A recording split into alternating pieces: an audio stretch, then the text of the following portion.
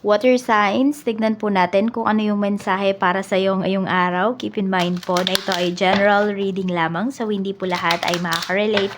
So be open-minded. Sa mga hindi pa po nakasubscribe dito sa ating channel, please subscribe na po kayo and pa-like na din po ng ating video. At sa mga nais pong mag-avail ng ating private readings, ng ating Evil Eye Amulet Necklace at ng ating Tears Bracelet, makikita nyo po yung link sa description box. Tarot Intentions by Aliana Ray. So we have beauty. Ayan. So, ano ba ang nakikita ninyo? 'Di ba pag tumitingin kayo sa mirror, na-appreciate nyo ba yung beauty ninyo, yung handsomeness ninyo? Water signs. Ayan po. Tignan natin. So, be proud of yourself. Beauty.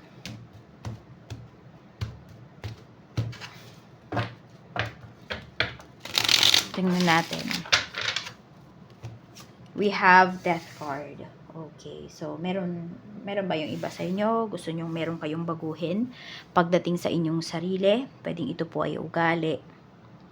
Pwedeng ito ay sa physical appearance po ninyo, sa physical features ninyo. Ayan, baka meron dito, ano ba, nagpagupit, nagbago kayo ng kulay ng buhok, or first time ninyo magpakulay ng buhok. For some of you, pwedeng umitim ba kayo or pumuti ba kayo? Ayan. So, pwedeng meron kayong binabago, no? Pagdating dito sa inyong sarili. Tignan natin. Ano pa yung mensahe? Or meron dito, parang hindi nyo na talaga mapigilan, ano? Nagkakaroon po kayo ng mga puting buhok, yung mga tipong ganon.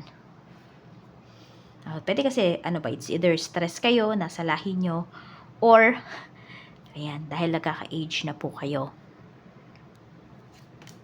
We have 4 of Wands.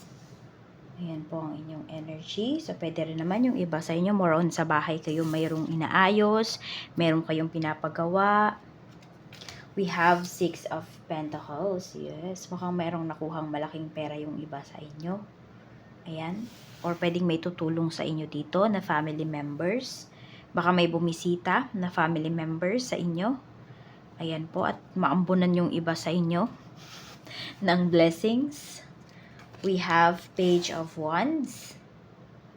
Okay, so meron ba dito is pwedeng meron kayong anak dito na nagsusustento po sa inyo. Ayan.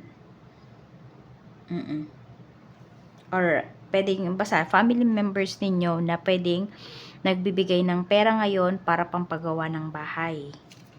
We have the Tower. Meron nga talaga kayong gustong baguhin dito, oh. Parang ganito, meron kayong pinagpapaliban na ipagawa, pero pwedeng, alam nyo yun, si universe talaga yung magbibigay ng dahilan para ipagawa nyo yan.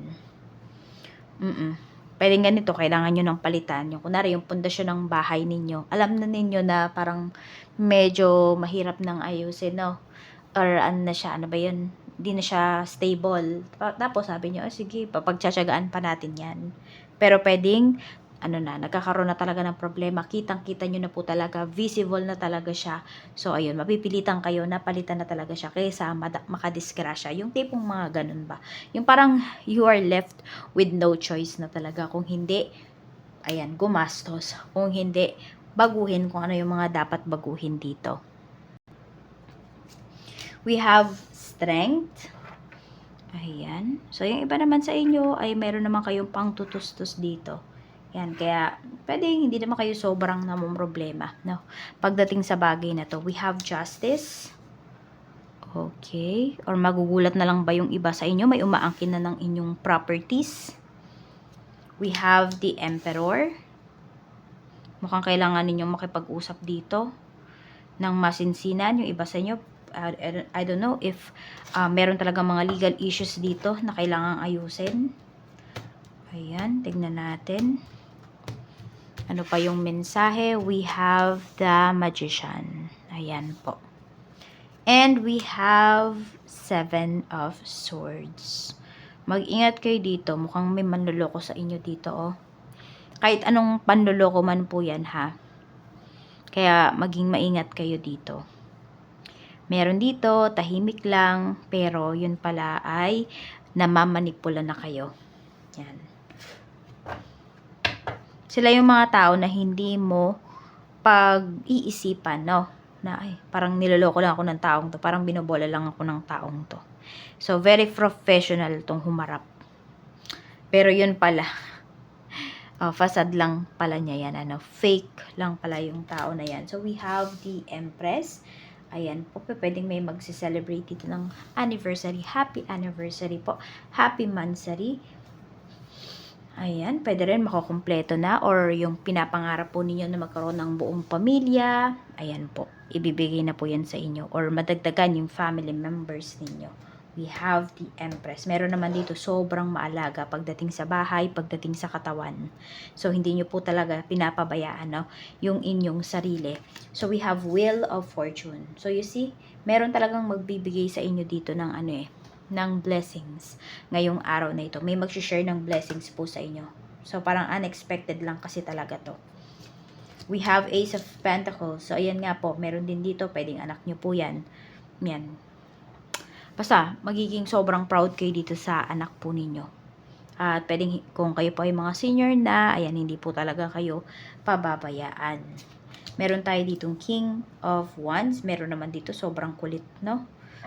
Ayaw kang pigilan. So, pwedeng tignan natin yung tao ba na yan ay seryoso sa'yo. Seryoso po yan sa'yo. At may plano talaga yan pagdating dito sa inyong relasyon. Ayan. So, hindi lang po yan naglalaro. Yung tao na yan. So, tignan natin. We also have 7 of Wands. Ayan. So, kung nag-know na kayo the first time, ayan, mag-stick na lang kayo dun sa inyong decision. Kasi iba sa inyo baka magpabago-bago pa kayo ng decision. Ayan, kung sabihin natin, no, meron kayong decision, tas pabago-bago ka ng mga decision dun sa isang bagay na yun, ibig sabihin, it's a no. No? Kaya, wag nyo nang ituloy. Oo, kasi it's a no talaga. Kaya kayo nagdadalawang isip. Kaya pabago-bago kayo ng desisyon. Kasi alam ninyo na there is something wrong doon sa, sa in-offer na yan sa inyo. So, we have Page of Pentacles. Ayan po. Hindi ko alam kung may mga nag-aaral pa ba sa inyo. Or meron kayong anak na pinag-aaral pa. Ayan po. So, sulit naman po yung pag-aaral ninyo. Pagpapaaral ninyo sa kanila. At yung iba naman po sa inyo, water signs, ayan, meron pa daw po kayong mga skills. Meron pa kayong, alam mo yung marami pa kayong matututunan, no? So, huwag kayong matakot at huwag kayong huminto na matuto. Kasi ayan po, pwede nyo pang i-improve yung skills na mayroon kayo. Ayan po. Pwede rin naman pagdating yan sa trabaho. Yan po, madami pa kayong matututunan pagdating sa trabaho. Yung inaakala ninyo na alam nyo na lahat ng pasikot-sikot yan sa trabaho ninyo, baka hindi pa. Marami pa pala kayong hindi pa alam. So, tingnan pa natin ano pa yung mensahe. Okay, so meron talaga dito buo na yung desisyon. It's either paparenovate yung bahay. Ayan. Tingnan natin ano pa yung mensahe. Kasi ganito na once na mag-decide kasi kayo sa isang decision na yan, sa isang choice ninyo na yan, panindigan nyo po talaga. And magkakaroon ng progress yan. No? Pero kung yung tipo ng tao na isip lang kayo ng isip, wala naman kayong ginagawang mga actions, huwag nyo syempreng asahan na may mangyayaring pagbabago dyan. No?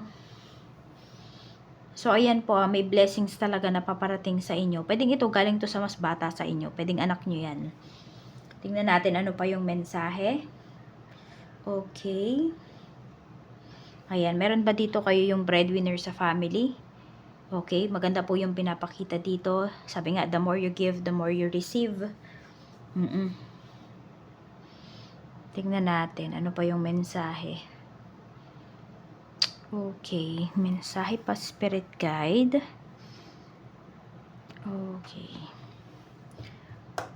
Ano pa ba yung mensahe dito? Okay, pagdating dito sa trabaho, pwede po na mayroong ma-promote sa inyo.